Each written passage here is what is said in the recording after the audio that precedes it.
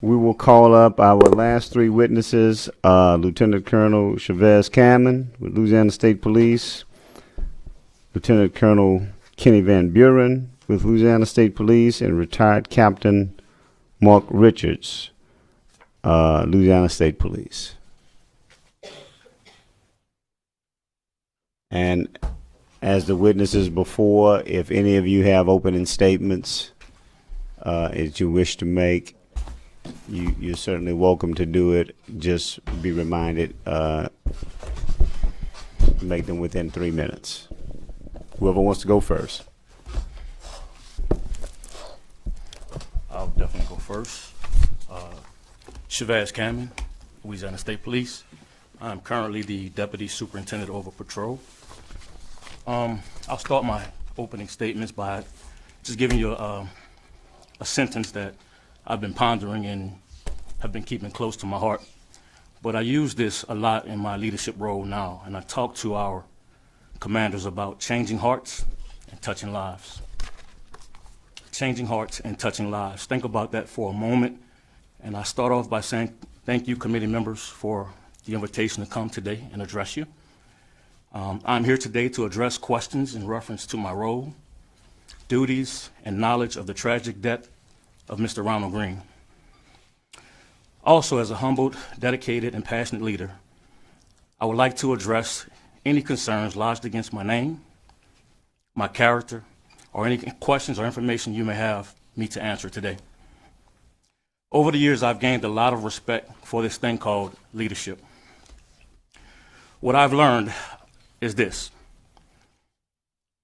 if you spend your time responding to every statement said about you, chances are you will never spend a day leading, maintaining, retaining, or implementing the meaningful change and or building on what should be well established in the hearts and minds of every police officer who took the oath to protect and serve. And I put emphasis on what should be well established.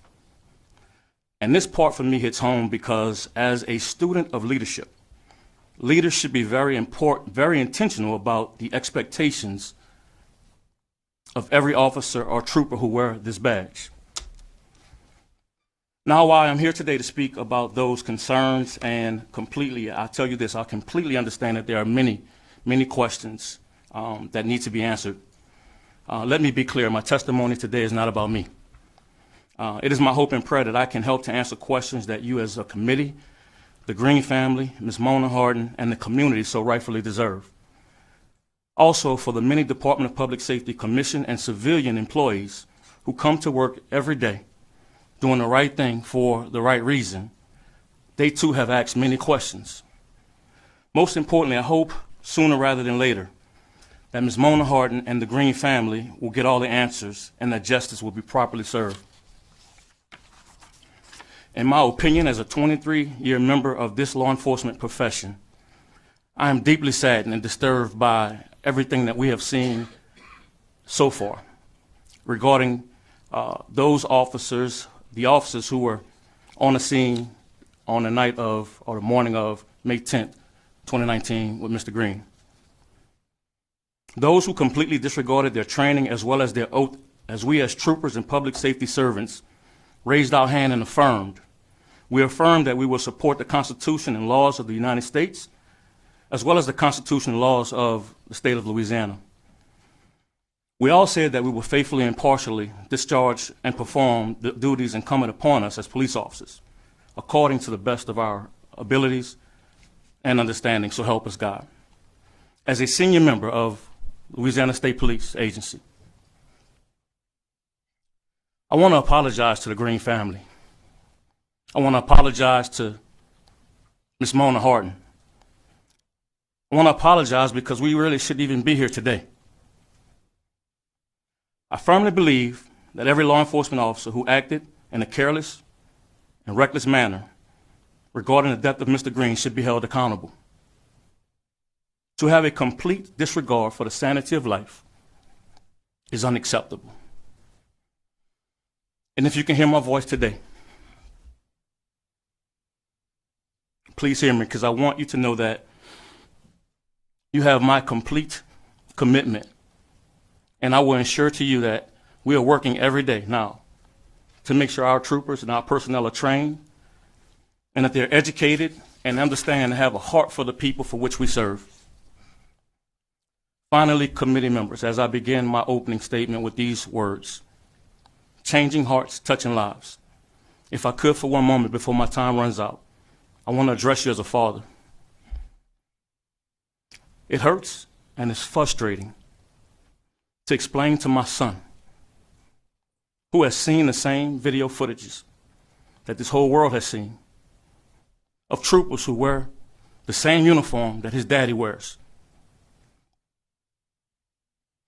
And I have to explain to him why same officers that wear my uniform, the uniform that we all wear, are acting in the manner that they did. I cannot even imagine the pain the family is feeling, the Greene family is feeling. I can't imagine the pain. But we have to start changing lives and changing hearts and touching lives. And if we do that, I believe we would not be here again. I pray that we won't be. And that concludes my opening statement. Thank you. Thank you. Good afternoon, Co-Chair Jordan and the rest of the panel. My name is Kenny VanBuren, and I'm Deputy Superintendent for the Bureau of Investigations, Louisiana State Police. And I've been employed with the Louisiana State Police for 32 years with a total of 35 years of law enforcement service. I've served in several capacities to include uniform patrol, narcotics, our insurance fraud unit, criminal intelligence detectives, and also our gaming enforcement division. I will try to be brief with regards to my opening statement. If y'all would oblige me to do so, and I'll try to be respectful of the 3 minutes. First, I'd like to say that I've heard, that some of the questions posed by this body they're tough, and certainly I understand that perception. But I do believe this. I believe in part that the questions are only tough when they make you feel uncomfortable, or they're only tough when you don't want to say, I don't know. And I can tell you this, we don't know everything.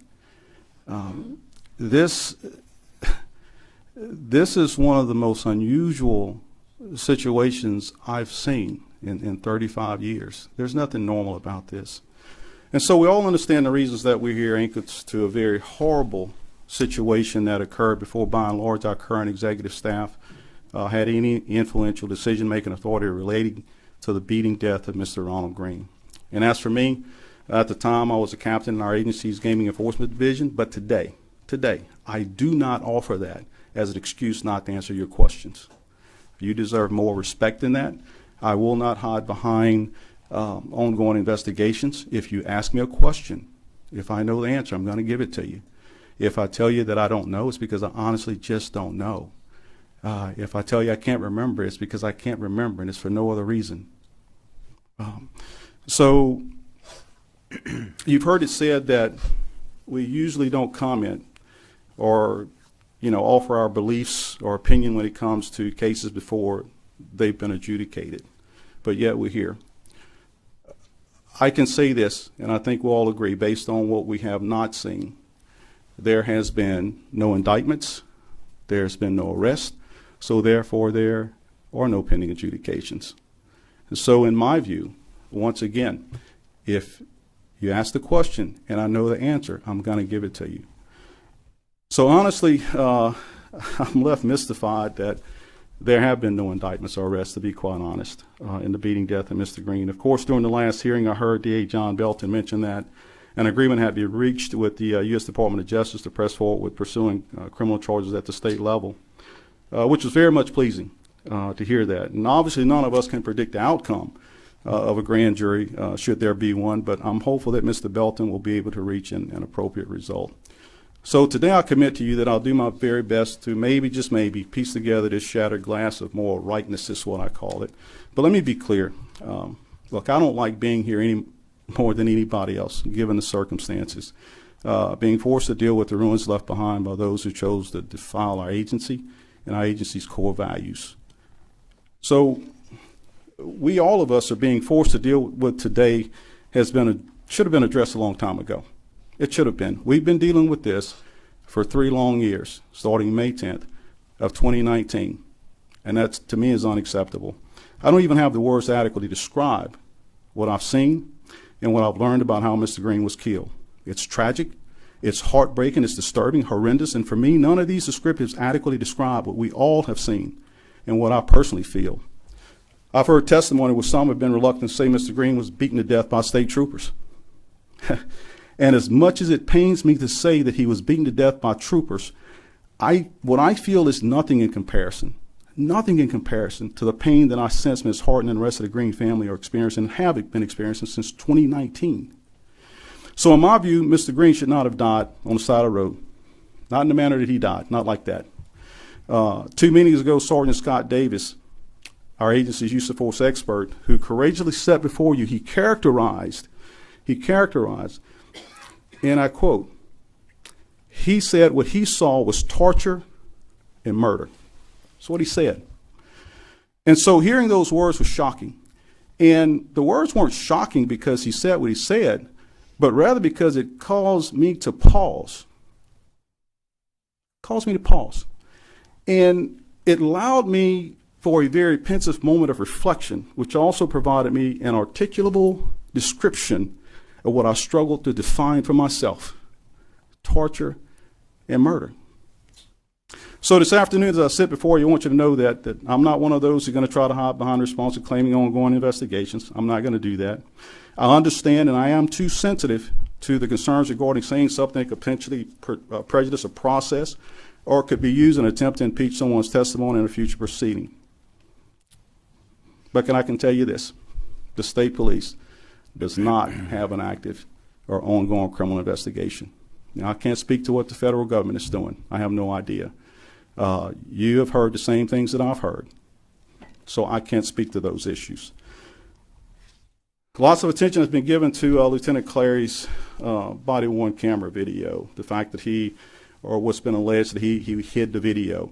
But I'll submit to you that isn't even remotely accurate.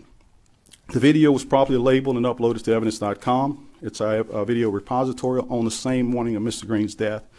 And maybe, just maybe on our part, Criminal Investigation Division, that maybe we just didn't do a good job at looking for it, but it was there. So, however, in my view, there's a much larger concern, and I'll be brief, there was a very critical conversation, I believe, and Albert Paxton mentioned this a couple sessions ago. And Sergeant Paxton made this point. He said that upon Lieutenant Clary's arrival, Hollingsworth made the statement, "I was going to sit him up, but I didn't want him spitting blood all over us." And Clary's response, "Well, don't do that. Don't do that." And so given that exchange and the fact that they left him on his stomach while pressing against his back, I venture to say anybody of any reasonable sensibility would conclude that postural positional asphyxia likely played a part. So I heard y'all talking about that earlier, and I think we have to be sensitive to that. So with that, I'll stop. All right, and I'll open up for questions. We may have some questions on that. Captain Richards, and look, and I know you guys I don't got have a lot a prepared statement, sir. That's fine. I know y'all got a lot to get off your chest, so I'm trying to be a little liberal with the time, but so no statement from you at all? Sir. All right, we're going to go to questions. Representative Hughes. Thank you, Mr. Chairman. Gentlemen, thank you for being here today. Lieutenant Colonel Cammon, what was your role at the time of the Ronald Greene, at the time Mr. Greene was murdered? Thank you for that question, Representative Hughes. At the time, on May 10th, 2019, I was the commander of over internal affairs. Internal affairs. And Lieutenant Colonel VanBuren, what was your role at that time? I was the captain of our gaming enforcement division. Okay. I want to turn to the crash report for just a minute, and given your current capacity, Lieutenant Colonel Cammon, or any of you guys, maybe you can help me out. I don't know if you have a copy of it in front of you, but I want to start with page 1. So some of the words on our report is blurry.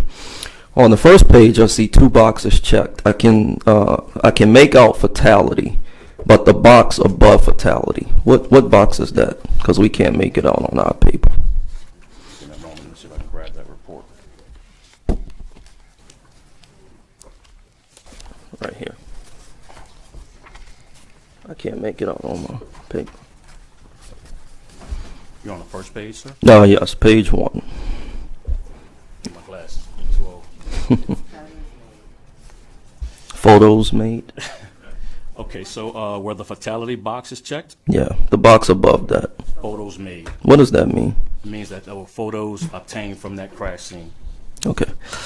I noticed that this report is dated May 10th, 2019. I also, of course, have a copy. We all have a copy of the text message that Colonel Reeves sent to the governor.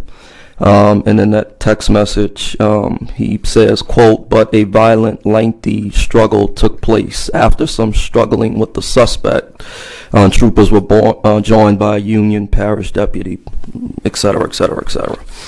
So now when I turn to the narrative of the crash report, I'm going to page 5. Unless I'm missing something, there is no reference to any type of struggle in this crash report. No, it's not in the report, sir. It's not documented in the narrative of this crash report. Is that so? Walk me through what's supposed to be captioned in a crash report. Yeah, this crash report is covering the incident, circumstances involving how the crash occurred. Obviously, I've been hearing the term since sitting here, unusual and not typical.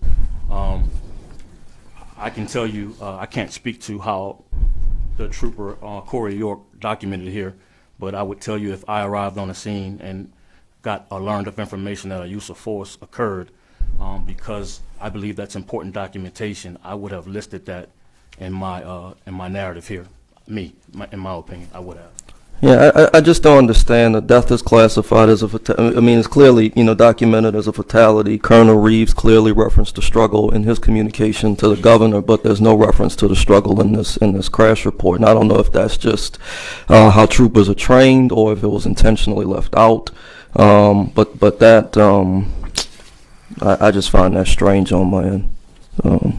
Now, Representative Hughes, and if I can add, again, like I said, I can't speak to why the Trooper York listed or documented it as such. However, I can tell you that if that was a scene that I was responsible for investigating the crash, I know that we had CI, our Criminal Investigative Division, coming out, but that's also a key note or point that I would have noted in this crash report. Okay. No, the last thing, and then I yield, and I might have to come back a little later. But quote, Lieutenant Todd Walden with OPSO. I'm assuming that's Washita Parish Sheriff's Office. Contacted a friend of the family who notified an aunt. Why did Washita Parish notify a friend of the family, and why wasn't the immediate family contacted? Yeah, and again, I can speak to what I've known or learned about since this case has evolved.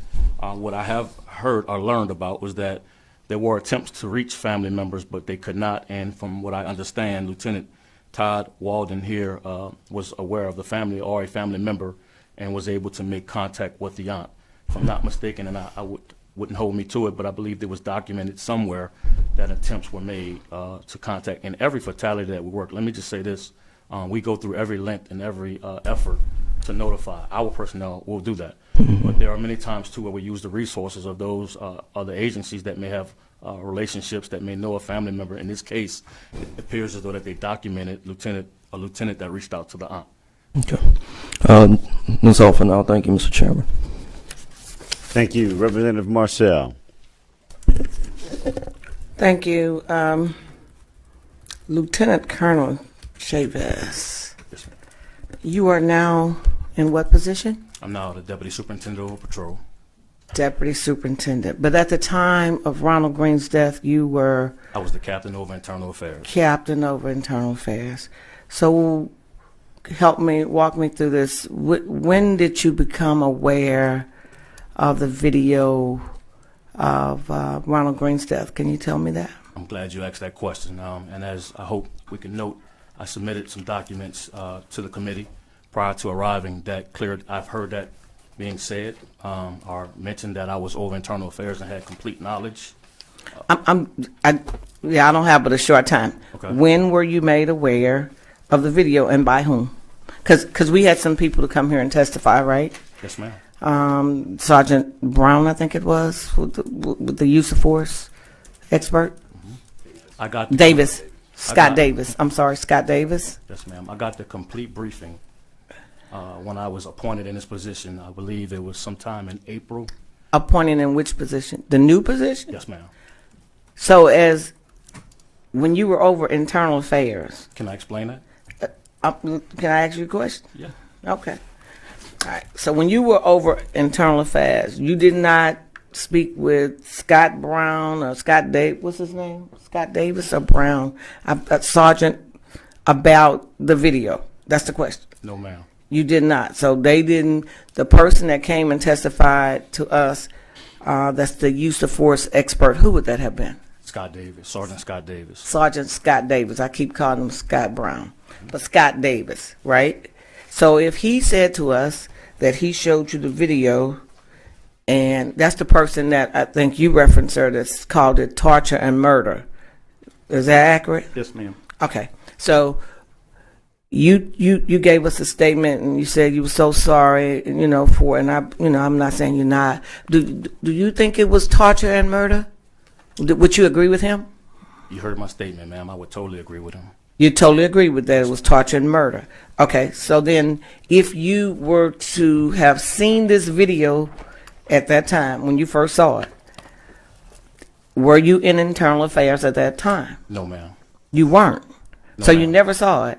So internal affairs got this when? It's documented. I believe Internal Affairs received the first case regarding Ronald Greene in August of 2020. 2020. So the first time you saw it, it was not when you were in internal affairs. So you didn't have any opportunity to turn it over to anyone else. No, ma'am. When I was in Internal Affairs, I was not briefed or given any indication or any information regarding Ronald Greene. And I submitted that in the paperwork that I've already provided the committee. Okay. So then if someone comes to that table and says that you did, then they were lying, correct? Yes, ma'am. I've provided that information to you already. I don't have it. Okay. So you telling me something that they haven't given me. That's why I'm Telling you looking. as the commander of Internal Affairs, I was never briefed on the Ronald Greene Right. case. No. I hear you. So you said you gave us some information. I'm saying I don't have it in front of Okay. me. So maybe I'll come back to you once they give me that, because I thought it was torture and murder also. And what do you believe in your capacity now? What do you believe should happen to any of the officers? Because I think I heard him say it. But what do you think should happen to any of the officers that was there and knew about it? And if there was any such cover up, what do you think? A reference back to my opening statement, they should be held accountable. Okay. Thank you very much. And once I get your documents, I'll review them and then I'll come back, because I had these questions in my mind based upon the testimony that we've already heard, right? Thank you, and I'm glad that's why I'm here. Yes, sir. And I'll come back as soon as I look at your documents. Thank you. Representative Bagala. Thank you. And I think the best way to open up is Captain Richard. What was your role in all this, if you don't mind? I know you didn't have an opening statement, but if you'll just tell me where you were in the organization. Yes, sir, Representative. Mark Richards, retired captain, Louisiana State Police. At the time of the incident, I was the commander of the training academy, director of training for state police. Okay. And Scott Davis was one of my subordinates. Okay, and I think Scott Davis testified earlier that he showed it to you, and if I recall, he said, criminal investigation's ongoing, don't worry about it. Is that? Yes, sir, that's correct. I don't recall exactly when Scott contacted me. It was either the end of May or early June 2019. So in an appropriate time after the incident, we received a use of force report. He notified me that he had some concerns about the contents of the report and the videos that he was able to access at the time. So we met briefly in his office. I looked over the narrative of the report and a small snippet of the video, and I agreed wholeheartedly with Scott. I trusted his opinion. that it was criminal in nature. I then made a short phone call to my Major David McClendon, and I advised him that Scott and I had some serious issues with a particular use of force, and told him it involved Troop F and Mr. Greene, and he indicated to me that the Criminal Investigations Division was handling the case. And at the time, I had no reason to believe that it wasn't being handled appropriately. Okay.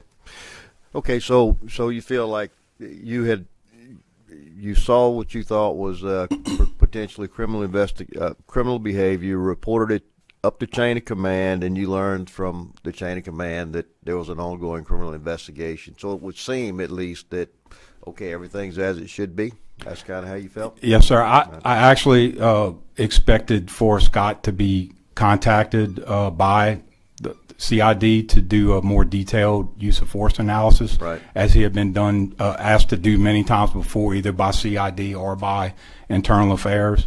But that, I'm not sure if that ever happened or not. Well, I think he indicated it didn't. If I remember, apparently, as I recall his conversations or his testimony, it was that there was never anything other than his discussion with you. He never heard from anyone else about it. So, do you know? Did you converse with Major McClendon afterwards to see if did he ever give you any further briefings about the? No, sir. Do you know if he passed on to the investigators the concerns of you and of Scott? I'm not aware. All right. Let's go back now. Lieutenant Colonel Chavez, at the time you were over the Internal Affairs Division. Yes, sir. And what would it take to initiate an internal affairs investigation within state police? It would take a complaint referral or information that we've received that a violation, administrative violation occurred. So typically that would be another person within state police saying, I need you to conduct an investigation, or that would be a private person. Could you tell me a little bit about your policies regarding what would initiate an internal affairs, more specifically? Yes, sir. No, you're right on it. It would take a complaint. Persons could file a complaint through our complaint affidavit form, personal complaint affidavit form. It could be information that was learned by a commander or higher in our department. It can be information that we received in internal affairs that would lead to or suggest any type of allegations of policies or procedures being violated. And would it that didn't happen? Nobody contacted you guys to conduct an internal investigation, or no one within your chain of command instructed you to initiate an internal affairs investigation? No, sir. I believe it was discussed amongst the senior command when they got word or learned that this incident occurred, that they were going to pursue it through the Criminal Investigation Division. Internal affairs was not included or brought in on briefs or made aware of any updates while I was the commander of this case. Would it be normal that there would not be an IA and a criminal investigation at the same time? What would your policies indicate? That you complete the criminal before you initiate, or would you do them concurrently? Our practice back then was if we launched a criminal case, we would not do an IA case at the same time. That since has changed. Right now, we would pull an IA case and suspend it pending the criminal investigation. I'm assuming, since you said that IA got the case in August of 2020, that would suggest that the criminal investigation was completed. If using your non-concurrent investigations, that would mean, okay, we're not pursuing the criminal investigation anymore. IA, it's yours now. That's what I would assume. Yes, sir. Okay, so you said when they got the case in August of 2020, you were still there or not still there? No, sir. I was transferred as the commander or captain over public affairs. Okay, did you maintain contact with your old division to find out if they were actually conducting an internal investigation or not? I mean, you said it was sent to y'all or they received it or whatever, but does that mean that it was an active investigation, or can you answer that question? I don't understand your question. If they received the case in August of 2020, what did they do? So you would have, I assume at that point, once IA receives the case, they assign it to a case investigator and then begin doing the administrative investigation on that particular case. So if that's a correct assumption, and I will qualify that is your assumption, that's not your knowledge. That would mean that the now 20 months later, that investigation still has not concluded. No action taken. No, sir. As I am aware of it, I believe that first case was the case involving Master Trooper Chris Hollingsworth and the use of force allegations. Yeah. As I am aware, that case has been completed. Yes, the others. I don't have the information on the other cases. Okay. I might come back a little bit. That's it. All right, thank you, Representative Bacala. Just a couple of questions. For Lieutenant Colonel VanBuren, I know you said you agree with the Scott Brown's description of the torture and murder, so I understand that. What I do have a bit of a question about, I know you mentioned the Clary video and the question of whether it was uploaded or wasn't uploaded. When Albert Paxton testified, I don't necessarily, as I recall, it wasn't necessarily a case of whether the video was uploaded or not uploaded. It was that he didn't have permission to have access to some of those videos. So is it unusual for somebody who's investigating a case to not have access to the system that allows them to see the videos? That's not necessarily accurate, sir. Okay. And so there were two people in that office that had access to evidence.com, and that was Steve Taylor and Caleb Reeves at the time.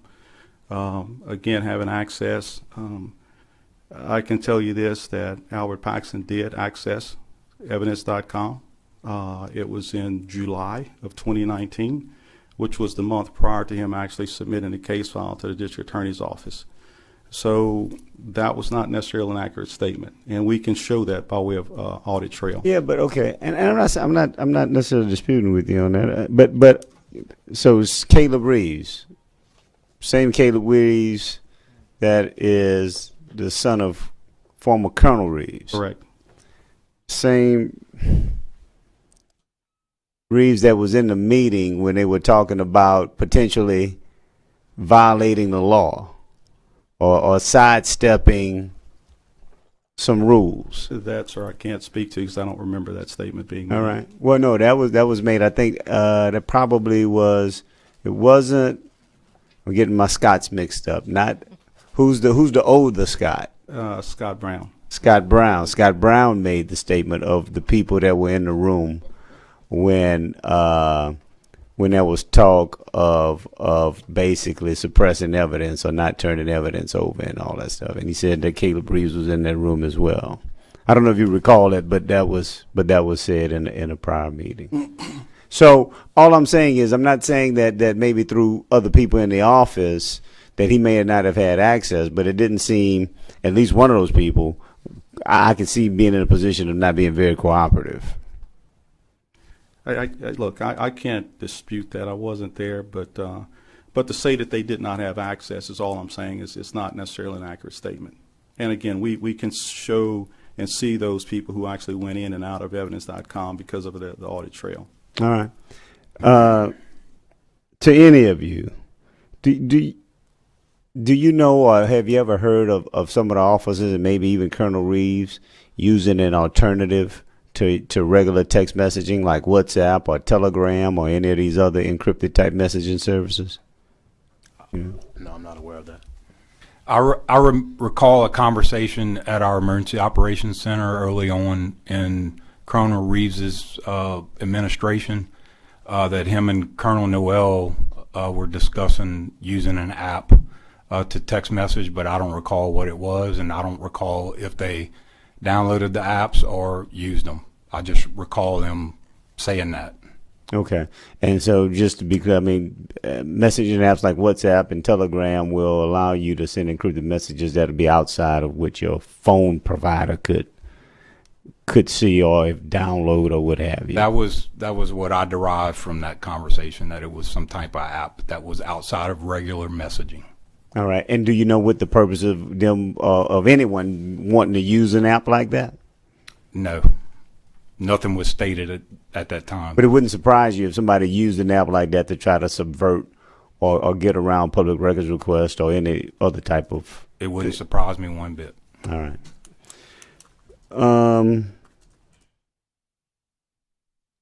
That's all I have for right now. Representative Villio. Thank you. Gentlemen, that there was a beating of Mr. Greene and that there was a cover-up doesn't take a great leap by anyone, including by me, who is a staunch supporter of law enforcement.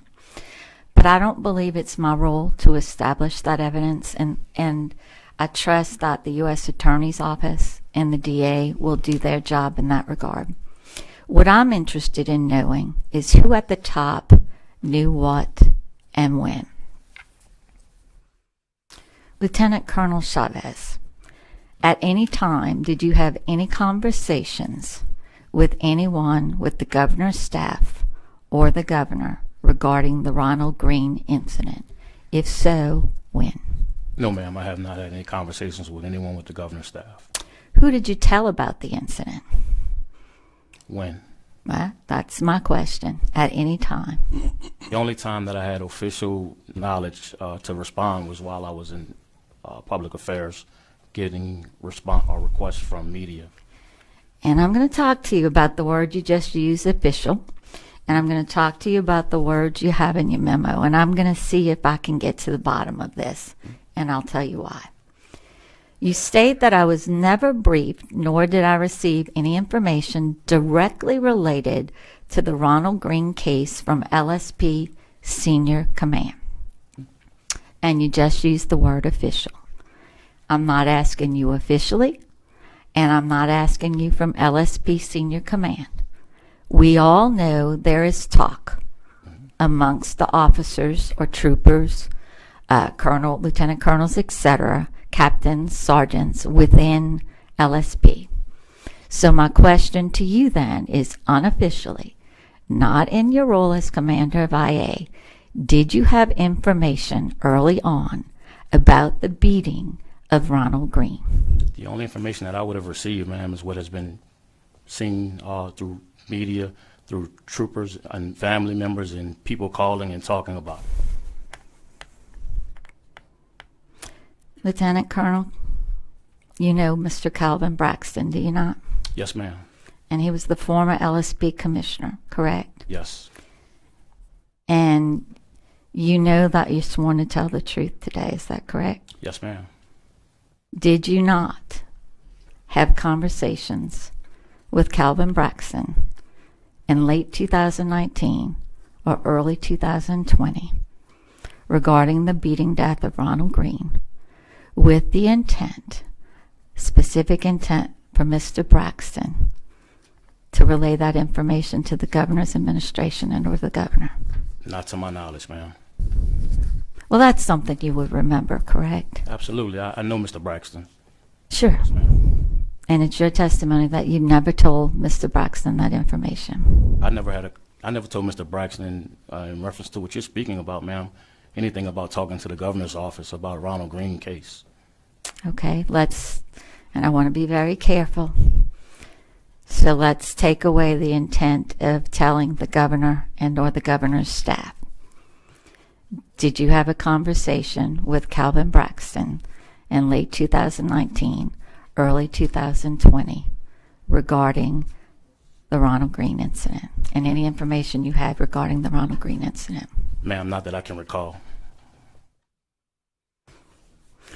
Gentlemen, I wish I could say that your statements move me. Everybody knows by looking at me they don't, because you had a lot of opportunities before now to make those statements. I yield. Thank you, Representative Villio. Representative Landry. But from the three of you, I think one of you may have answered this, but it wasn't clear to me all. Was when did you first see the video, the one that came out in the media that I think was shown to the family and the governor in fall of 2020, I believe? I'll take that, ma'am. I'm not sure if I actually saw the video that was shown to the family. I have seen the videos, but I'm not certain of the ones that were actually shown to the families. So I don't know. I can't make that connection. Then I guess my next question is, when was the earliest that you viewed any of these videos? Outside of that was pushed out via media. The first opportunity outside of that I had to actually watch or view the video was when Lieutenant Scott Brown and Sergeant Paxton came down and briefed Colonel Cammon and I, and that would have been April of 2021. Early last year. Okay. Representative Landrieu stated earlier that I viewed a snippet of a video. I'm not sure what trooper's body cam it was, or if any of that portion or full-length video that I viewed was shown to the family. But my first viewing of any video was at either the end of May of 2019 or early June of 2019 in my meeting with Scott Davis. Early. Okay. Yeah. My first time seeing any video was when the leaks came out. Is when I saw the video. I was. You hadn't seen it internally? No, ma'am. Just from publicity. Okay. Thank you. All right. Thank you, Representative. Representative Bacala. Thank you, guys. I know we have you two guys are lieutenant colonels now. Were you lieutenant colonels at the time of the incident? No, sir. Rank then? Say it again. What were y'all's ranks then? Captain. Over internal affairs. Okay. And I was captain in our gaming enforcement division. Okay. Were there, and we used to call them staff meetings, were there regular commanders meetings, staff meetings, or whatever else you'd like to call it with the hierarchy of state police? I mean, did they have a weekly meeting? You know, as I was aware, yes, they met regularly. Well, as a lieutenant colonel now, do you go to those now? Yes, sir. Okay, and they're pretty much unchanged since before you were a lieutenant colonel. Yeah, I can't speak to exactly how the process went, how they met. But at least as far as you're aware, and I guess as a captain in a division, you would have probably been responsible for passing information to whoever your lieutenant colonel was at the time so that they could share that information at these staff meetings. Is that kind of correct? Yes, sir. All right, all three of y'all agree that if there was anything significant happening within your realm of command, you would have passed it up to your chain of command so that it could have had the opportunity to be discussed at a staff meeting? Yes, sir. All right. So we should assume, I think a question that you can't answer, maybe you can. And if you're aware of it, I'd appreciate it if you would share whatever you might have heard. I mean, this is not a criminal trial. We can use hearsay here, okay? Since there were, I guess you would testify, regular meetings. First of all, how regular were they? Our meetings now are weekly, depending on scheduling. If there's a conflict, You think they had weekly meetings then? I believe they did. Okay. If I might add, we had quarterly command staff meetings. We tried to meet captains and above everybody at least quarterly. And that would have been with the colonel, lieutenant colonels, etc. Correct. So that would have been. So you guys were involved quarterly in staff meetings or commanders meetings or whatever you might want to call it, correct? Yes, sir. But above that, we think there were likely to be weekly meetings among the lieutenant colonels. I wish someone was here to answer the question, because the question is, did the Ronald Greene investigation, internal investigation, the criminal investigation, the circumstances, were they ever discussed at a command staff meeting?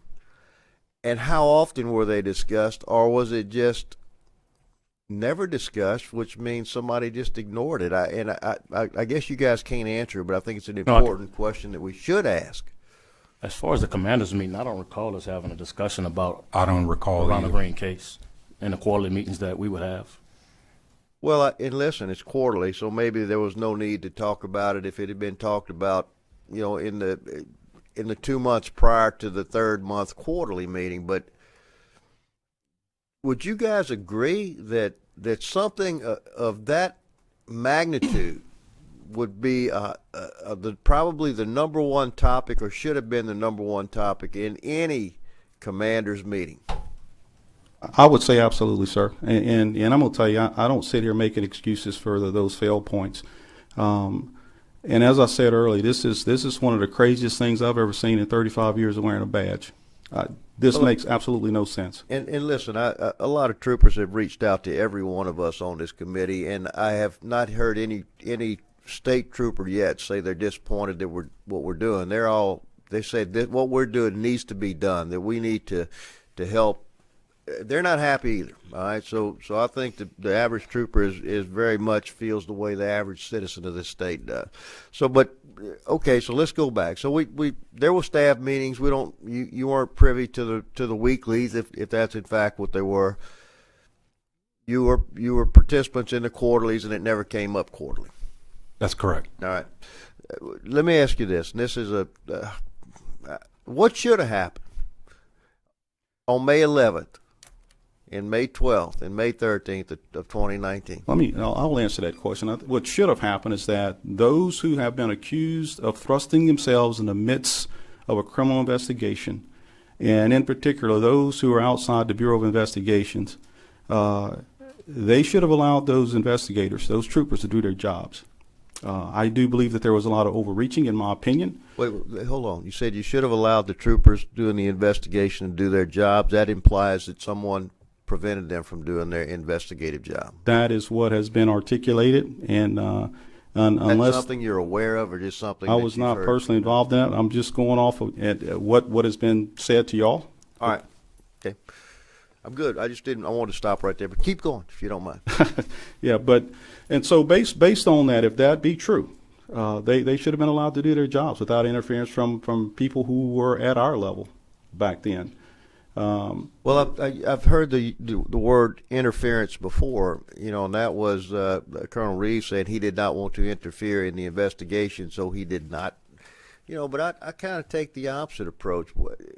As we sit back. You can't abdicate responsibility, and it's the responsibility of the colonels and the lieutenant colonels and the captains to make sure that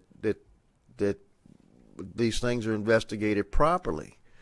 And I think when you use the word "don't interfere," I'm not sure I buy that. Sir, can I explain to you how we do it? And I think it would be appropriate in any investigation. Currently, the way that we do it, if we have such an investigation, a significant investigation like that, especially those that involving police officers, on the front end, we'll have that discussion. We'll talk about the potential charges, if you will. But it's up to those investigators, the finders of fact, to go out there and either prove or disprove. Once they've completed their investigations, we'll have a second meeting and we'll talk about those things. If there are criminal fractures, the things that they have uncovered factually, do those things fracture the statute? And if they fracture the statute, then if it fractures the statute, then they go with their charges. And I think that's an appropriate way to do it without us, as the old saying goes, getting in the weeds of their investigation. That can be distracting, incredibly distracting, and can also be confusing, because sometimes there are those who, they receive it as mixed messaging. Okay, my 3 minutes is up, but I will. Can I answer that as well? Yeah, go ahead. I'll take it a step before what Colonel VanBuren is saying. What should have happened, Representative, on that scene was everything that was documented should have been documented accordingly and properly. I would expect, as a deputy superintendent over patrol, that our supervisors over patrol would have gone back to watch that video, because a pursuit was involved, because there was significant a death as well. They should have been going back, holding those guys and officers on the scene accountable. So that's what I would have been expecting, that we would have caught this early on, that there was issues on the scene. And even the report that we see, and we brought up the crash report, there was some concerns about that I see that I think should have been addressed way back when. Well, listen, and I'll just tell you, I never worked for state police, but I did 37 years in law enforcement, and I've worked a few hundred death cases, and I never said, come back and tell me later on what you came up with. It's like every day I'm gonna know what's going on, and most time I'll be out there beating the streets with you. And the idea that I'm gonna give it to a sergeant and say, come back when you're ready, that's just a foreign concept to me, honestly. But I get my 3 minutes is up. So If I could answer, I think they should have been put on administrative leave immediately.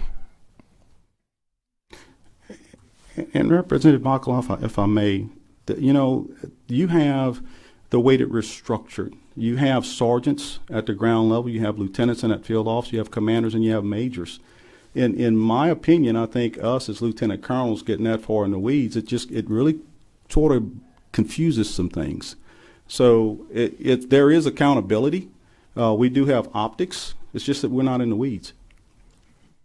we'll just have to listen. I appreciate you guys, and I know you're passionate about this, but I'm just going to have to disagree. To me, it's like if buck stops here, and if the buck stops with me, I guarantee you I'm going to make sure that everything is being done every minute of the day to ensure that the investigation is pursued properly, and no stone left unturned, and it's going to be done timely. And there's no room for doing it at a comfortable pace when it needs to be done quickly, but accurately. So that's it.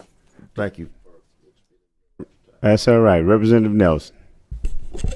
Lieutenant Colonel Cammon, you said in your statement that you emailed to us that you attended the meeting on May 20th, 2021 with Colonel Davis and Lieutenant Colonel Kane with D.A. Belton. Yes, sir.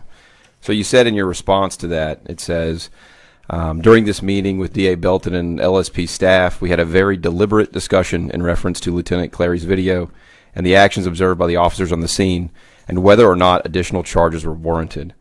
What do you mean by that when you said you had a very deliberate discussion? Yeah, and I've heard and watched some of the testimony prior to me getting here today, and I know that there's been some discussion and questioning brought up as to what was happening in that meeting. As you see, I noted that I was called and invited with Colonel Davis and the people that were listed to go and review and watch the video that had now been delivered to the DA and that had now been part of the supplemental report by Sergeant Paxton. What I mean by that is we were at a table in the DA's office discussing the video that was being shown, and there was conversations on what everybody saw and what was your interpretation of what was being shown here. And the deliberate conversation was, what is your opinion? What do you see here? Do you think that there should be additional charges? That's what I mean by that statement. And could you tell me what was the opinion of the people sitting at that table about whether or not there should be charges? Yeah, we walked away that we didn't see in our opinion that there were charges based on the evidence that we were looking at, in particular to the video that they were showing us. So everyone including the DA Belton and everybody else from Louisiana State Police, or just the state police? Everyone did not agree. I mean, there was some discussion from the DA as to should these be charges, should charges be brought here. I can tell you when we walked out of that door, our opinion was that we didn't find enough information or evidence to bring up any other charges. And if there were charges, what was said was, Mr. DA, if you believe that there are something that rises to that level to bring charges, by all means, you have the authority as well to pursue that. But so in that meeting, the opinion of everyone from state police was there was nothing in the Clary video that rose to the level of necessitating any charge, because there was no charge done. There still haven't been any charges filed, right? No, sir. Okay. And then what about you? What is your opinion now? Do you still think that there should be no charges filed against anybody? Sir, the question at hand was that we identify pepper spray being administered. The video that I saw and the video that we were shown, I cannot clearly go stand before a judge or anyone and say that I can see pepper spray being used. So it was my opinion that I do not agree at that point, based on the evidence that I saw, that additional charges should be brought upon the fact that pepper spray was used at that moment. That was my opinion. And so the comment in the question was only whether or not pepper spray had been used, not the totality of the video and whether or not there was anything else involved. We specifically looked at the moment where Mr. Ronald Greene yelled or made an audible sound, and the discussion was brought up as to that particular portion of the video, and should we go back and then add additional charges. And so would you describe that conversation? Would you describe it as heated, or was it calm and professional? What would you say? No, I mean, I've heard it described multiple ways. I mean, we weren't in a fist fighting, right? There wasn't a discussion like we were in a fist fighting. There was obvious disagreement and concern and discussion about it, but at the end of the day, everybody's opinion was left at the table. All right. Thank you very much. That's all I have. Thank you, Representative Nelson. So let me just follow up that for one quick second. So they didn't show you when they hit when he was hitting the head with the flashlight. Yeah, that wasn't the video. That video wasn't shown when we went there. That particular day, the video that we saw was the video that had just been now made aware to the report, where Sergeant Paxton added it and a supplement to his case report. Yes, sir. No, that's fine. All right, Representative Marcel. Thank you. Lieutenant Colonel VanBuren, you made reference to Mr. Clary, and you said that he was the one who said, "Don't do that." Yes, ma'am. Could you help me understand? Yes, there was a what that? conversational exchange that occurred on the night of the beating. And I can't hear you. There was a conversation that occurred and happened on the night of the beating, and it was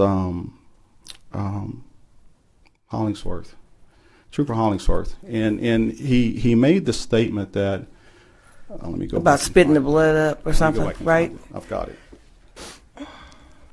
because I want to quote it. Well, I mean, you don't have to quote it. I mean, that's where he was Yes. spitting up blood, right? He said that I was going to set him up, but I But didn't want him spitting blood all over us. That's what he said. And so you said, Clary said, Well, don't do that. well, don't do that. And you take that to mean what? Don't do it. Well, I Don't think- sit him up? Exactly. Or just don't say it? No, don't do that. Don't set him up.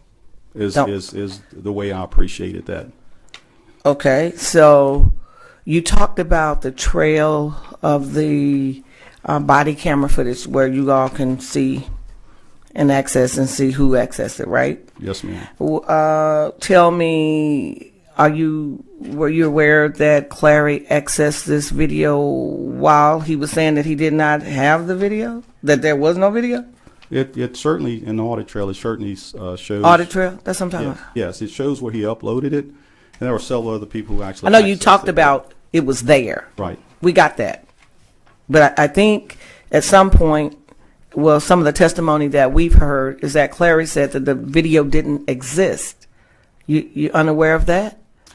Look, That there was no video? I can't. We can't prove or disprove that. You can't prove or disprove whether he said that? We can't, because if you remember, when Sergeant Paxton was here, he said that was a conversation that happened or occurred between he and Clary. So there weren't any witnesses. So So since there weren't any witnesses, we're gonna just well, it's his word against his word, right? Okay, I hear you. So let me ask you another question. On the night of the incident, were there any thread depth and tire impressions done on this? Since it was a fatality, was that? Man, Was that that? would be a patrol question, because I'm not sure. You're not sure? Because if in fact it was, then there should have been one if it was a fatality. Is that accurate? I agree. Yes, ma'am. I didn't see one. I've been looking for it. You're right. There is. I don't see it on this report. There isn't one, is there? Pardon me? A tire pressure, like an analysis of the tire pressure, and when there is a fatality. So there is none, right? No, ma'am. Not on this report. Okay, so I guess you can clearly see a lot of omissions. Why the public believe that some things that's kind of like 101 in law enforcement if there's a fatality. So a lot of things that were not done, a lot of coroner's reports that are not there, a lot of Clary's, whether the video was there, wasn't there when he assessed it. All of those things bring about questions in not only our minds, but certainly the public's mind. And so it's just, I'm where Vilio is with this. It's just disturbing to me that we have some people coming here saying that videos that you knew of, and you're saying you never saw it, The fact that in Belton's office, you didn't see any reason to charge Clary. None of the state police, as I understand it. All of those things kind of baffled for us. So when they start talking about a cover-up, it kind of starts when you got all these different pieces. That's how we get to form those kinds of opinions. But I do want to ask you something. Do you know Attorney Jennifer Murray? Yes, ma'am. And did you ever have a conversation with her? And did you ever give her any information regarding this video? No, ma'am. I've had conversation with Jennifer Murray, but I don't recall having a conversation with her about Ronald. You don't. Case. You don't recall any conversation about Ronald Greene? No, ma'am. Okay. Did you ever ask anyone to delete any text messages? No, ma'am. On the Ronald Greene matter, or any matter for that matter? Absolutely not. You've never told anyone to delete any text messages from their phone? No, ma'am. About Ronald Greene's case? About anything, sir, as an officer. You know, because... I mean, look at what you're asking me. Have I ever asked anybody to delete text messages? As in reference to your job, sir, in reference to evidence, in reference to officers. Let me be specific. Any officer. You ever told any officer you need to delete that? If it's something that's not concerned, you have to give me more context to what you're asking me, because I probably told somebody to delete something if it wasn't appropriate or it wasn't something they should have had, or I don't know what you're speaking of. So I'm just trying to figure out. Since you say you didn't have anybody to delete anything, y'all did have phones that were, scrubbed, and we don't have that, right? So I'm just trying to figure out what is the practice of state police. And so we get a lot of different information, and you said you were here to tell the truth, and I'm trying to give you that opportunity to tell me, and if you didn't, then you didn't. Right. I'm here to give you whatever answers I can give you. And I would love to answer your question if you can be more specific, but to ask me if I ever asked somebody to delete something off their phone, if you want me to say that on the record, I probably did, yes ma'am, but it wasn't anything in reference to Ronald Greene, if that's where you're trying to go. I'm not, don't get hostile, I'm just asking some questions. Trying to help answer the question. Scott Davis saw this video within, 2 weeks of the incident? What'd you say? Yes, ma'am. I believe it was in late May or early June, but it was an appropriate time period for receiving a use of force report. And Scott Davis was an expert on use of force, was he not? Yes, ma'am. And so who would he have given that information to immediately? He wouldn't have just not done anything with it, right? So, as I stated earlier in response to Representative Bacala, he asked to speak to me about the use of force report in the video. Mm-hmm. I read the narrative of the report, viewed a snippet of an unknown trooper's video. I don't know which one we were looking at. And so at that time, I heard you say that. So let me stop you. So once you saw the snippet, nothing, I'm like Bacala, and I'm not in law enforcement. Nothing said, let me see the full video so I can get, making a whole assessment, assessment whether somebody needs to be charged or whether this needs to go to internal affairs, which is where Mr. Chavez was. Because Mr. Chavez said he never saw it and nobody never talked about it in the building. It just was, nobody never said anything. So he didn't know anything until they showed it to him in the DA's office, right? No, ma'am. I said that the first time I saw the video, I saw it through the leaks, like most media. The media. You saw it in the media. Yes, ma'am. Oh, okay. Yes, ma'am. If I could go ahead. I'm sorry. Reiterate what I answered earlier. I didn't need to see much more. I was satisfied of what I saw was criminal in nature. I also trusted Scott's expert opinion in use of force, as I always have in my time working with him. And I notified my supervisor that we had issues with. Who was your supervisor? Major David McClendon. Okay. And I was notified that he was aware of the case and that the criminal investigation. And who was over David McClendon? Lieutenant Colonel Lane Barnum. And who was over Lane Barnum? Mike Noel. Mike Noel. Who was assistant superintendent. And so those meetings that they continue to talk about, were you ever in any of those meetings? No, ma'am. You weren't in those? No, ma'am. That was high level stuff? No, ma'am. Okay. Well, thank you. Yes, ma'am. Thank you, Representative Marcel. Representative Villio. Thank you, Mr. Vice Chair. Captain Richards. Yes, ma'am. You're retired, is that correct? Yes, ma'am. You weren't promoted, were you? No, ma'am. Lieutenant Colonel Van Buren. I may have been born at night, but I wasn't born last night. So I want to talk about your testimony regarding Albert Paxton. You stated that, I believe, that he logged onto the system in July 2019, correct? That is correct. But he didn't have access to the videos, to watch the videos then, did he? Well, according to the audit trail, that's what it appears. He's in the audit trail. So if he accessed that system, he watched something. Lieutenant Colonel Van Buren, I'm going to stop you, and I'm going to let you have an opportunity to think about that answer. There are emails from Albert Paxton requesting repeatedly to be able to have access to watch the videos.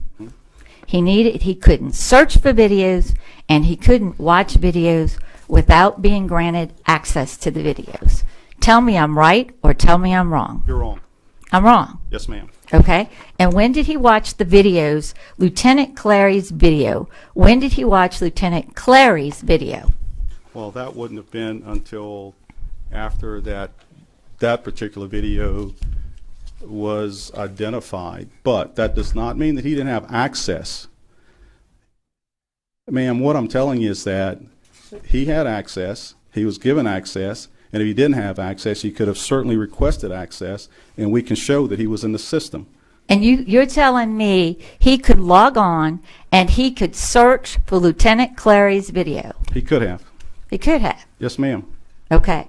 And if I tell you there's emails to the contrary where he's requesting the ability to access the videos, you're going to tell me they don't exist? Ma'am, the only thing that I can tell you is I'm looking at an audit trail with his name on it. And we do have we have people, I think, that could speak to that, because I'm not about to try and dissect what this report says. But to Colonel Van Buren's point, we have paperwork that shows that Sergeant Paxton had, on July 22nd at 1:30 p.m., had access, granted access via myevidence.com. It's right here on the document, ma'am. And what does that granted access mean to you? Do you know? Do you know specifically what that means? And if that granted him access to search and view the videos? You would have to ask our technical support people for that. I don't. Okay. Yes, sir. Because I don't want I don't want guessing. I want to know whether you know the answer to that, and you don't. Retired Captain Richard, do you? No, ma'am. I know. Okay, thank you. And just one last question for any who can answer it. My understanding is the governor was very proud of the fact that there was full deployment of camera videos for all the officers. So I may be thinking naively, but if I'm in charge and I'm the lieutenant colonel, and I know you don't want to get into the weeds, sir, but I do. If I know how many officers are on the scene of an incident in which the superintendent has advised the governor that there was a violent struggle and an in-custody death, I would be counting and getting the names of every one of those officers and saying, where are the videos from each of those officers? Did anyone do that? I would have done the same thing, man. Yeah, and I'll actually agree with you on that because here's the deal. This was an in-custody death, all right? So we've gotten a little, I say we, some have gotten a little bit confused about fatality, in-custody death, whether or not it was an investigation was launched because of a use of force. I can tell you this, fatality crashes, CID is not dispatched. So that incident started out as a use of force, in-custody death investigation. And at some point, somebody made a decision to coin it a fatality. That's the truth. The fatality crash? Yes, ma'am. At some point. Yet, funny, there was no crash scene report, was there? There was not. That's pretty unusual, isn't it? Outside of this basic crash report that we have here, you're absolutely correct. Here's the deal. We talk cover-up, potential cover-ups. We're agreeing with y'all. We're totally agreeing with y'all. There's so much out there that we don't know about, and I'm just being honest with you. there are questions that we will never be able to provide you answers to because of exactly what most people feel. There was a cover-up, and there was I'm going to put it this way, a push to distort that which was. We can't rescript a narrative and make you unsee what you've seen or convince you to believe that you don't see what you've seen. But here's the deal, sir. When I'm looking for who knew what or when at the top, and I consider y'all to be at the top. Now, Well, you were captain of IA. I would certainly use the phrase, and you've heard it several times, but as a lawyer, what should you have known and when? And it gets back to that very question of counting the officers and knowing the officers who were on the scene and making sure you had every video. And when you sat down with the DA, making sure that every video was there. So if you wanted to know, because you should have known, you would have known. Ma'am, and to your point, and look, I agree with you again. That was not done.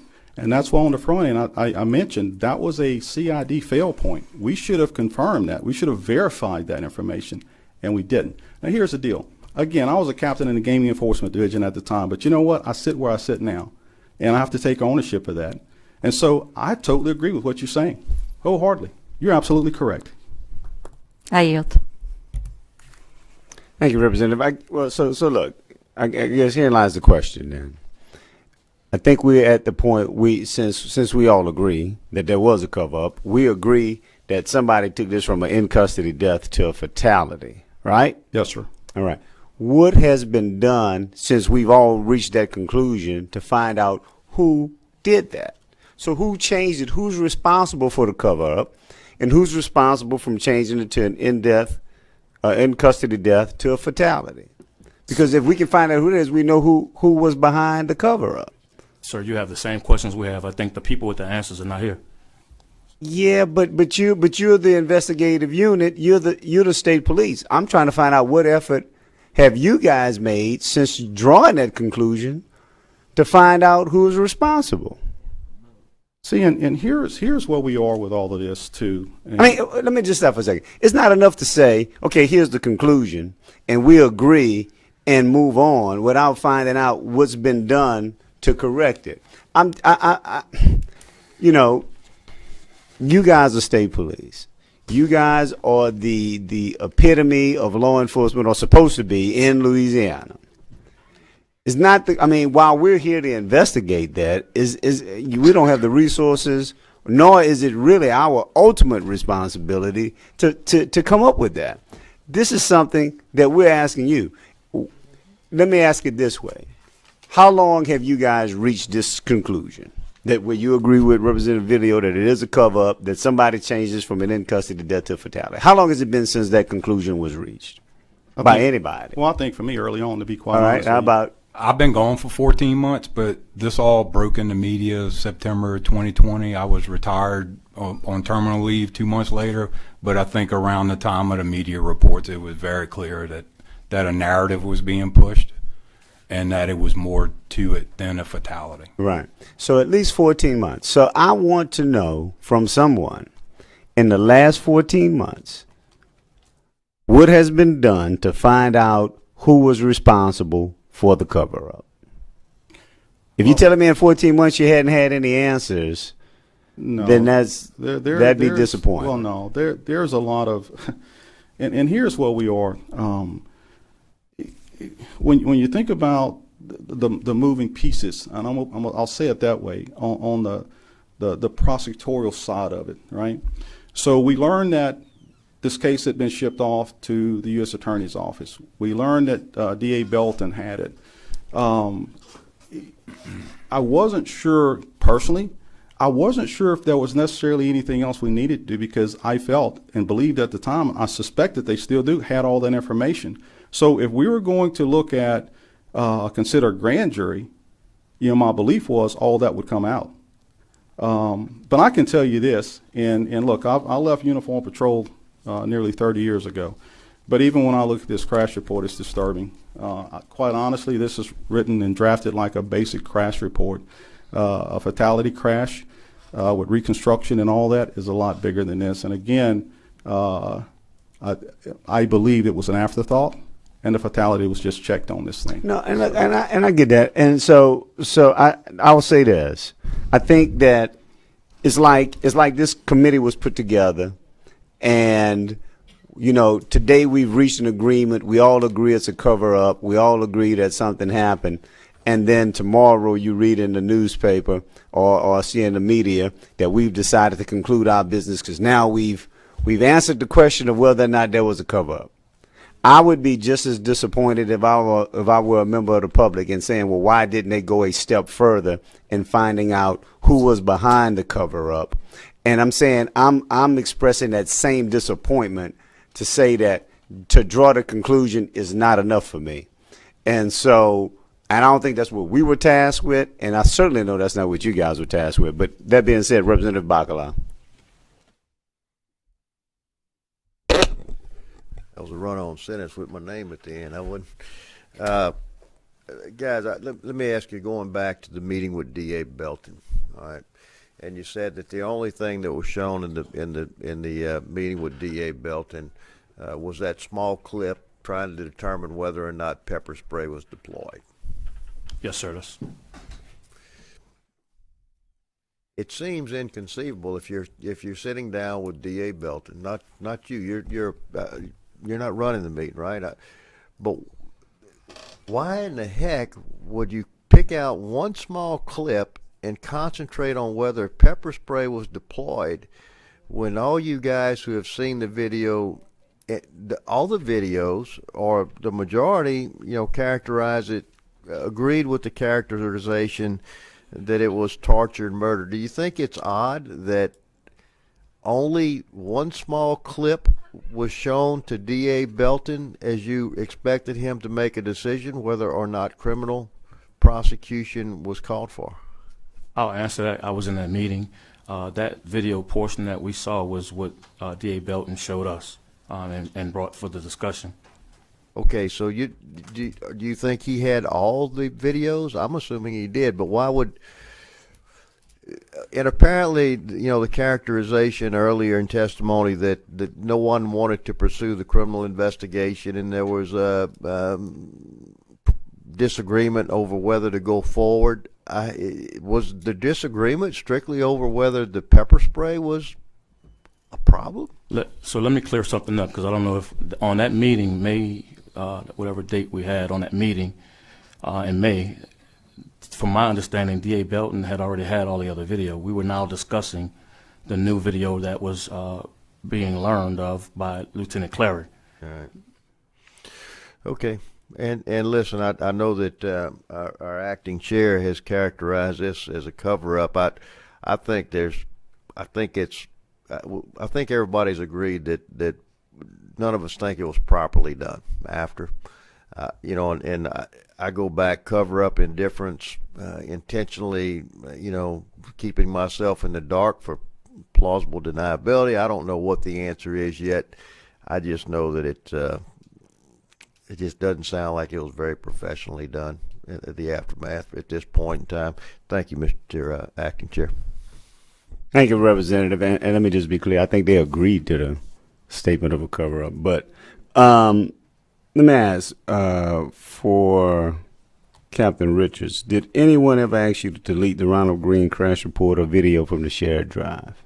Yes, sir. Who would that be? Ultimately, the order came down from Bob Brown, who was assistant superintendent at that time. Why would, in your opinion, why would he ask you to do such a thing? Well, I think if you look back at the time was when the media reports were coming out.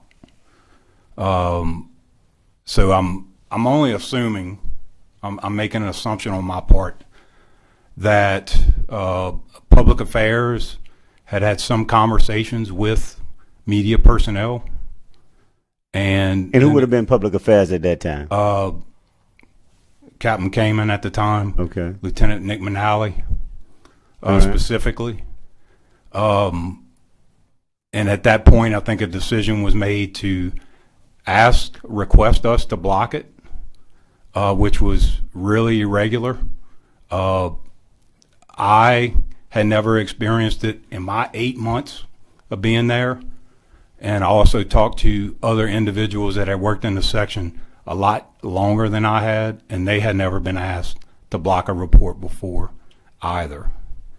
So if I'm remembering correctly, it was one of my subordinates, Lieutenant Jared Sandiford, contacted me, I believe September 14th of 2020. And he basically said, Captain, I need to put you in the loop on something. And he indicated to me that he had been contacted by Lieutenant Manali by phone, Right. and that Lieutenant Manali had requested that we block the crash report from being distributed, being accessed either internally or externally. So if you would have blocked it or deleted, I guess let me ask you this. If you would have deleted it, would it have been a complete deletion, or would it have been just from? There was never a discussion to delete it. Okay. If I said that, I misspoke. It was a discussion to block access to the crash report so it couldn't be sold online, which was kind of silly in the first place because fatalities can't be purchased online, or accessed internally. So I took that as there was some fear of possible an internal source getting a copy of the crash report. So that was around the 14th, 2 or 3 days later. 14th of what month again? September Okay. 2020. A few days later, I believe on the 17th, I issued a response because I wasn't included in the original email. Luckily, Lieutenant Sandiford requested that Lieutenant Manali make that request to him in writing. I think he was a little apprehensive Right. about taking that on just because of the circumstances. I was left out of that email, and I took personal offense to it. I sat on it a little while, a few hours, and then I replied back to Lieutenant Manali that I was the commander of this section, and what he was asking to do was not our normal business and highly irregular. All right.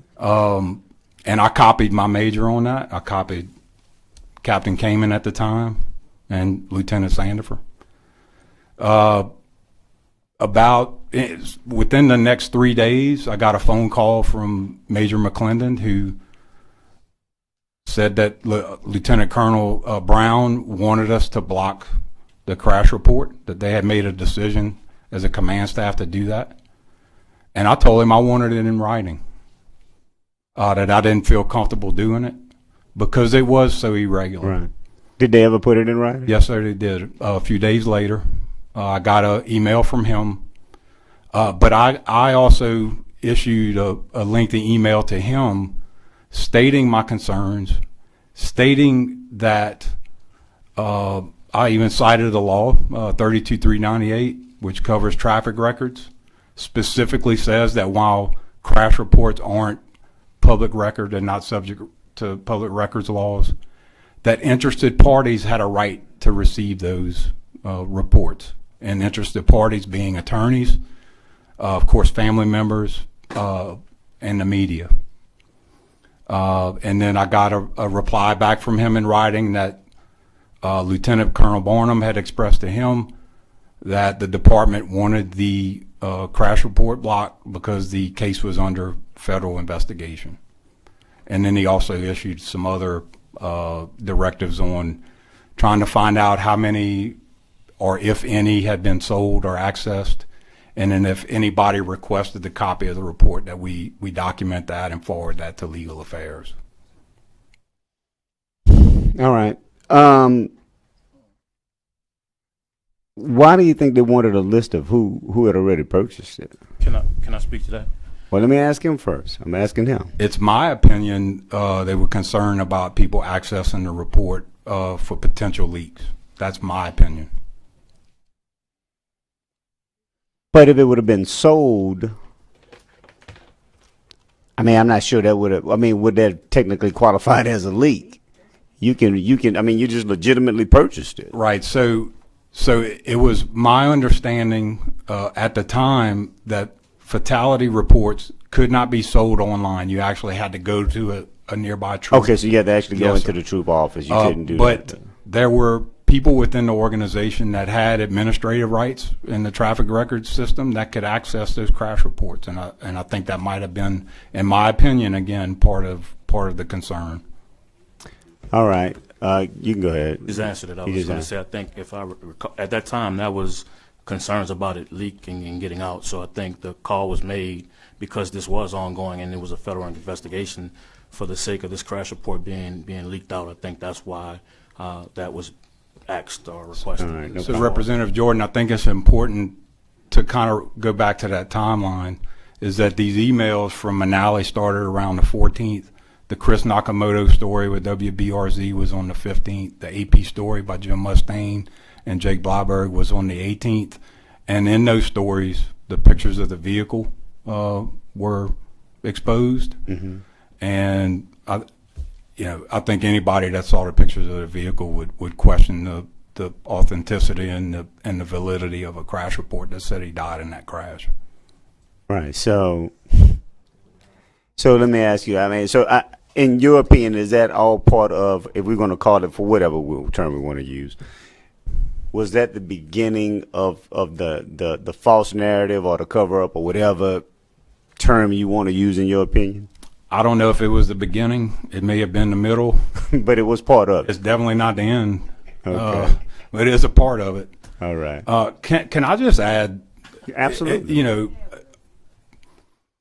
I was a captain over one section. I was one captain of 29. Mm-hmm. And I was a captain for a long time, for 9 years. The last 3 years, I had to ask permission to do everything. Any initiative I wanted to carry out, any action I wanted to take, I usually briefed a group of people. All the lieutenant colonels, typically Major Kane was there, the head of legal affairs, for everything I wanted to do other than buying paper and paper clips. I don't think this would be any different in terms of discussions about this case. That's my opinion. All right. But I think it's a strong inference to make that I'm one guy and I have to ask and brief on everything that I want to do. So why wouldn't all these same people know more about this case than what they're telling you? And you're talking about Doug Kane and Faye Morrison. I'm and talking others. about all of them, All all the of way them. up to the top. All right. Look, I will say this, and certainly nothing, no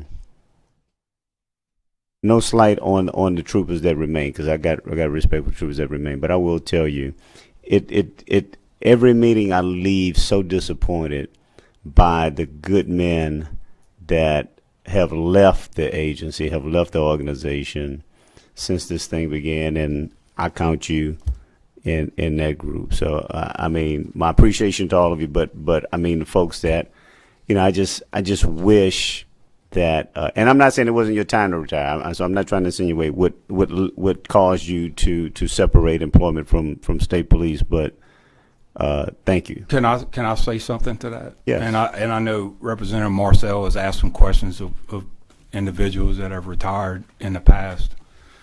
I think you can classify retirees with state police in the last 3 to 6 years, even one of three ways. People that get their time and they just go. People that retire in disgrace, and I think there's people that retire in disgust, and I'm one of those. Well, I'm sorry to hear that. I should still be there, but I couldn't take it anymore. Sorry to hear that. Representative Villio. Thank you, Mr. Vice Chair. Captain Richards, you testified that there was an email and further emails regarding blocking of the crash report, correct? Yes, ma'am. And I believe you said that directive was that from Lieutenant Colonel Bob Brown? I'm sorry, ma'am. Was that from Lieutenant Colonel Bob Brown, did you say? The verbal order was relayed to me by my major, Okay. And that was Major who? David McClendon. Okay. But the written directive came from Major McClendon on behalf of Lieutenant Colonel Barnum and, quote unquote, the department. Okay. And I know you're gone, so you're not responsible, but we did ask for all email correspondence that you may have had either sent to you or sent by you regarding this matter, and that was not provided to us. So I see Superintendent Davis is here, and the request was to him, so perhaps someone can explain why that is missing. I can give you some specific date ranges. That would be great. September 14th, 2020 to September 22nd, 2020. Thank you, sir. Yes, ma'am. I yield. Representative Marcel. I really don't have a question. I just want to thank you for your honesty. You really don't have anything to lie about or forget. And I appreciate your service. And I'm sure that we're going to utilize the information that you have given us to help us to get to the bottom of all the people at the top that you talked about, that some people try to paint as some wonderful people, but they're a part of the cover-up. And I thank you. I just want to thank you. And I wish you well on your retirement. Thank you. Representative Bacala. Thank you. Is there an internal affairs investigation into the investigation of the death of Ronald Greene? Has anybody said, you know, it's time to investigate ourselves to find out why we didn't get this thing right in the aftermath? Is there an internal affairs investigation of your agency from top to bottom to say where we dropped the ball? Not that I know of, sir. Should there be? Well, here's where we begin to split hairs, so to speak. And I'm going to tell you, for a while now, quite honestly, it's almost like we have been, let me put it that way, we've sort of been paralyzed in a way, because we all have heard of the federal probe and all that. We don't know what's going on with that. And quite honestly, I really don't even know if there is an active federal probe. So we sort of pumped the brakes on some things. But to specifically answer your question, not that I know of. Okay. Thank you. Appreciate it. Representative Villio. Oh, I'm sorry. Once again, for some reason, it doesn't turn off for me. Representative Hughes. Thank you, Chairman. I'll be brief. You know, as I listened today and just previous meetings, you know, Colonel Davis, respectfully, I'll just say again what I've said previously. You know, that there just seems to me, and I'm only speaking for myself, there seems to be a culture within state police of, amongst some, to you know, good people to delete things, and you know, as we continue to tighten up policy, we got to change that culture. In my opinion, it's never appropriate to direct anybody to delete anything. I don't care if it's an inappropriate text message or an inappropriate email. Nothing should ever be deleted, and there should never be a directive from anybody to delete anything. And I just still feel in my heart that there's a culture, and you know, these phone wiping incidents, I stand behind. You know, my conjecture is that was not an isolated incident. It was intentional, and it was just a part of the culture, in my opinion. Thank you, Chairman. Representative Hughes. I retired 14 months ago, and my phone wasn't scrubbed when I left. Wow. Wow. I want to personally thank you for your public service. You know, as I said in previous hearings, you know, our men and women in law enforcement, the majority of our men and women are good, honorable, decent people. And it's so unfortunate when just good, honorable, dedicated public servants like yourself, who signed up to be a law enforcement officer because you wanted to serve and protect, It's heartbreaking that you left out of disgust. And you know, we clearly lost a dedicated public servant. But I want to personally thank you for your service, and you know, hopefully your heart will lead you back one day. But thank you, thank you, Chairman. Thank you. I couldn't have said it any better, because look, when you said that, heartbreaking is the word. And I can see in your face the emotion that's involved in it. So again, I do want to thank you. Our board is finally clear. We do have some follow-up questions, but I think that's going to be for the Colonel, if he would come forward. I want to thank all of you. Thank you again. Yes. Thank you. Thank you. Appreciate it.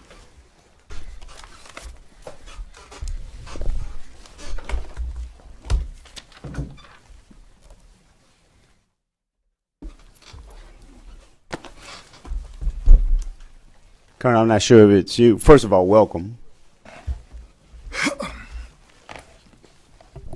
Hey, good afternoon, Colonel Lamar Davis, Louisiana State Police. Colonel, yeah, we had a couple of issues from our last meeting, and I'm gonna just go through them and before you answer them, and then if you got somebody else that can answer them.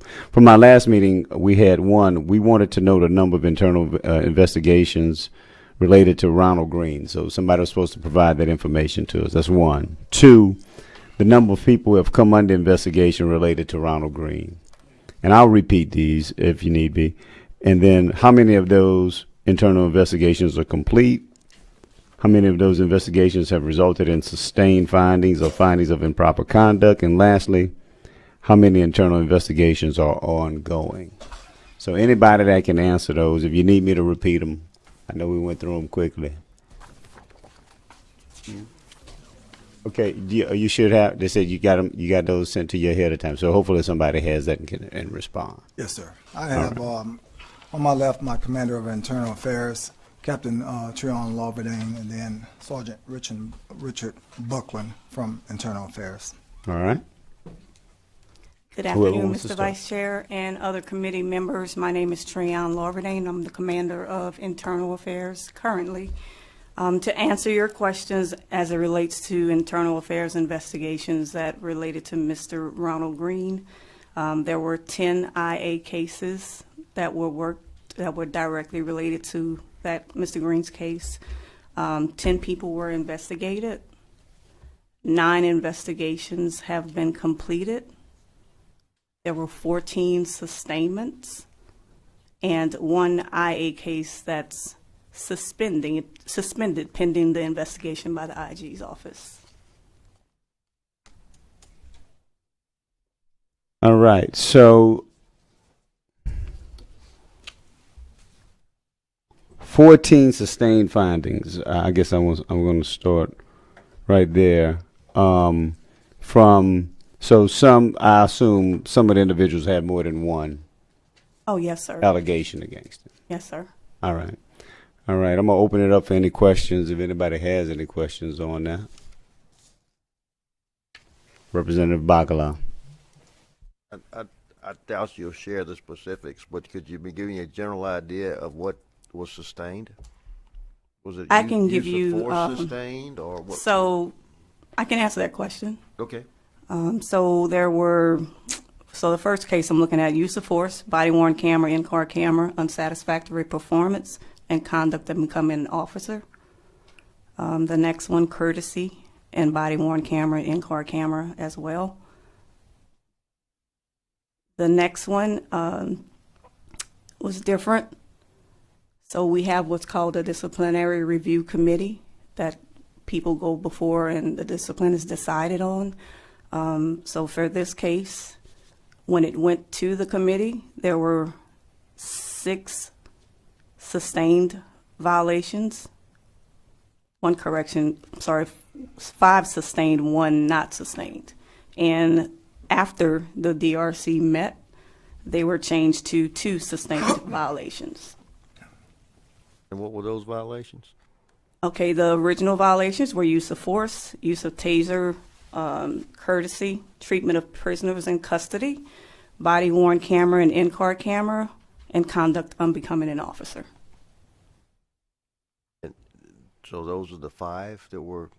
Those were 6 that were presented to the committee, and after the committee met, and this was in 2020, treatment of prisoners in custody and body-worn camera and in-car camera was what the 2 sustainments that were left. And since in each of those sustainments would have been against one officer, I'm assuming. Yes, sir.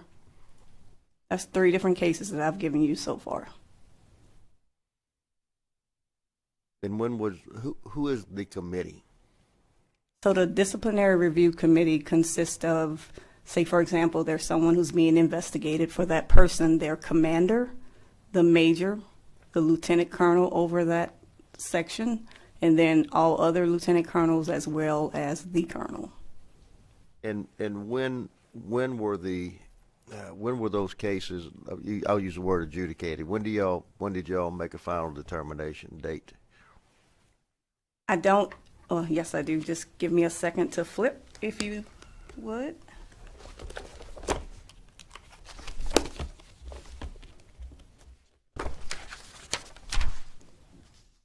DRC 21. Got it. It's the last tab. For 2 minutes. Richard, you got the DRC I got one findings? left. I don't, it was in the fall of 2020. No, the findings of the committee. It says 21, but it's not in this one. Okay. I can provide those to Just you. give me an idea. I mean, was it this month, last month? Oh, 6 no, sir. months? This was in 2020. So in 2020. Yes, sir. So would you say that in 2020 that the IA investigation concluded? The ones on the individuals that I'm looking at currently, 1, 2, 3, 3 were for sure. Are there any ongoing that have not been concluded? The one I mentioned that's suspended administratively and is pending the IG's office. So just one, and that one was opened this year. Okay, so that you have, I think I know which one that would be, but that would mean that everybody who was engaged with Greene on that date, who was subject to IA investigation, those investigations have been completed. Correct. How many people were fired?